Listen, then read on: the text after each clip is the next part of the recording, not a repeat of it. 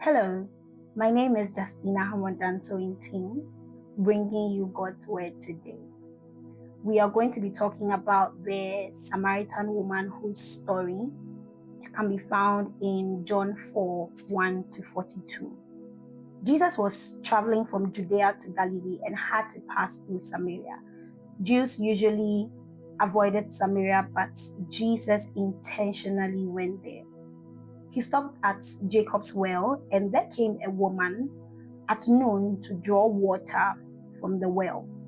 In that day, or in those days, women usually fetched water in the mornings or in the evenings. This was a woman who was morally disassociated with. She was someone people didn't really want to have much to do with, and so decided to shy away and fetch water at noon. Yet still, Jesus, knowing what the Jews had against Samaritans, decided to talk to this woman, decided to have a conversation with this woman, asked her for water. And her response in John 4:9 was, "How is it that you, being a Jew, ask a drink from a Samaritan woman?" In the next verse, Jesus gave her the gift of God, which was living water. Jesus also exposed her condition, which was someone who had been married to 5 men prior and was now with a 6th man who was not yet her husband. Jesus did not expose that condition to shame her, but to rather show her that, yes, there's something you are trying to feel, there's some form of satisfaction you are looking for, but I, the living water, will be able to satisfy you, and you wouldn't have to find it in any other person.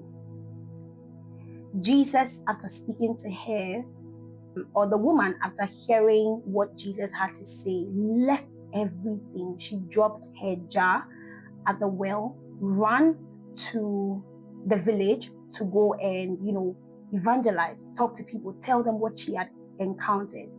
And what did this woman, who was socially not accepted, in quote, have to say to a multitude of people that ended up drawing them to Jesus? What could it possibly be?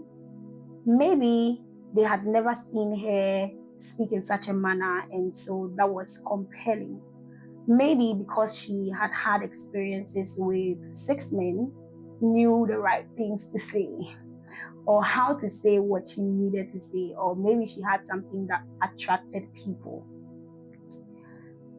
We will draw a few lessons from her story, which is that no one is beyond redemption, because God used her. He used the brokenness, He used the void, He used whatever it is to send her out there to become an evangelist. He sent her out there to pull people in or draw them to Himself. The next is God restores what is broken. He offered her living water. He restored a broken spirit, because yes, this is someone who is coming out at noontime, not wanting to be seen around people, and now becoming the one going to a multitude to tell them about what she had seen. And your past does not cancel your purpose whenever it comes to God. Men can cancel you, men can write you off, but God will never write you off. And also, one encounter with Christ has the ability to change everyone, and that testimony can lead people to Him. Today, I encourage you not to write yourself off. I encourage you to draw to Christ, who is the living water, who gives the living water, who is the fountain that never runs dry. He is able to fill that void. He's able to satisfy you. He's able to repair your broken heart. And He is able to use you. God bless you. See you.